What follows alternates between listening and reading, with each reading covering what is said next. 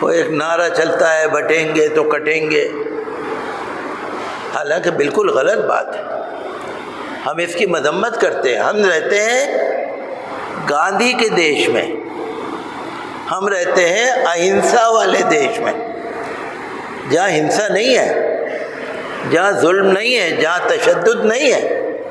کٹیں گے کا کیا مطلب؟ یہ اس سے جو نا اس سے ماحول خراب ہوتا ہے۔ جس نے بھی یہ نعرہ نکالا ہے غلط نکالا ہے، مجھے لگتا ہے شاید اس سے کسی نے اس لیے نکالا ہوگا، مسلمان بھی تو بٹے رہتے ہیں نا، مسلمان بھی مکتب فکر میں بٹے ہوئے ہیں، مسلک میں بٹے ہوئے ہیں، مسلمان بھی الگ الگ چلتے ہیں، تو سکتا ہے کسی نے مسلمانوں کو سمجھانے کے لیے نکالا ہو ایسا۔ کیونکہ آپ نے سنا ہوگا ہمارے علماء برابر کہہ رہے ہیں یہ اتفاق سے رہو، اتحاد سے رہو، مل کے رہو، مکتب ہو، مکتب فکر ہو، الگ ہو، لیکن سماجی طور پر ہمیں سب کو مل جل کے پریم سے رہنا چاہیے۔ دیکھیے جماعت میں ہمارے آپ مل کے نماز پڑھتے ہیں، سب مل کے نماز پڑھیں گے آپ کو زیادہ ثواب ملے گا، اکیلے نماز پڑھیں گے ایک ثواب ملے گا، جماعت سے نماز پڑھیں گے تو 27 گنا زیادہ ثواب ملے گا۔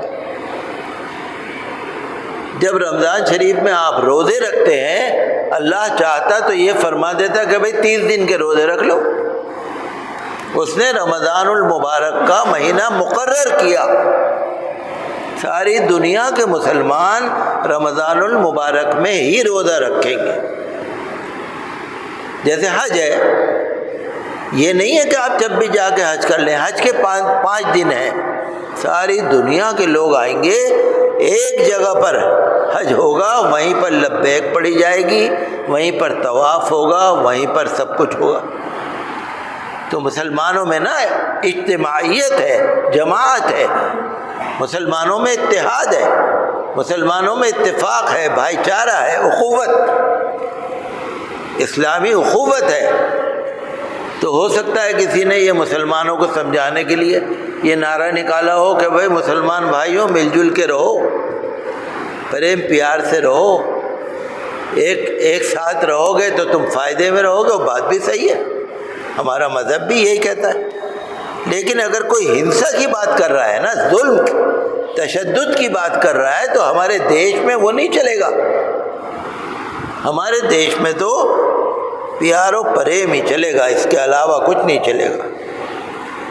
تو میں آپ سے بھی یہی کہوں گا کہ ٹھیک ہے مکتب فکر مسلک تھوڑی دیر کے لیے آپ مان لیجیے الگ ہے، لیکن ہمارا اللہ ایک، ہمارا قرآن ایک، ہمارے نبی صلی اللہ علیہ وسلم ایک ہے۔ سماجی طور پر ہمیں مل جل کے پیار و پریم سے رہنے کی ضرورت ہے، تبھی جنت ملے گی، تبھی اللہ ملے گا، تبھی اللہ کے نبی کی رحمتیں آپ کو ملیں گی۔